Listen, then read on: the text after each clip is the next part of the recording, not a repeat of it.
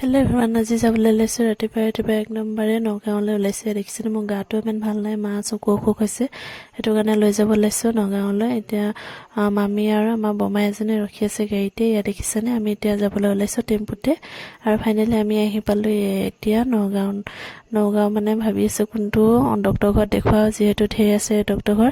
আৰু আমি এতিয়া মানে যাম বুলি ভাবিছিলোঁ আল্ট্ৰা লেব নে কি কয় চেণ্টাৰত লৈ যাম বুলি ভাবিছিলোঁ। তাত ডক্তৰ নাই, সেয়া দেখিছানে, তাত মানে ডক্তৰ নাই।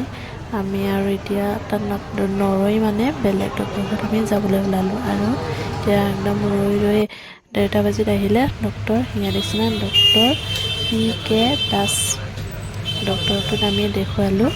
এতিয়া ফাইনেলি দেখুওৱা হৈ গ'ল। আৰু এদিকে পৰঠা মাহঁতক খুৱাই ল'লোঁ, যিহেতু ৰাতিপুৱাই ওলাই অহা হৈছে ঘৰৰ পৰা।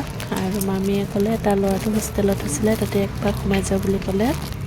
আৰু আমি ফাইনেলি চব তাত উঠিছোঁ, উঠি কৰি লৈ মানে মাত এষাৰ দি যাওঁ বুলি ভাবিলোঁ আমি চব, যিহেতু গাঁৱৰ মানুহ আহিছোঁ।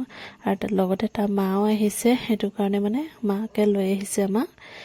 আৰু মোৰ একদম মানে ঘূৰোতে মাথা চাথা ঘূৰাই গ'ল। এতিয়া গাড়ীত পূৰা মাথা পেলাই আহি আছোঁ। আৰু আজি ভিডিঅ'টো লং ভিডিঅ' হৈ গ'ল।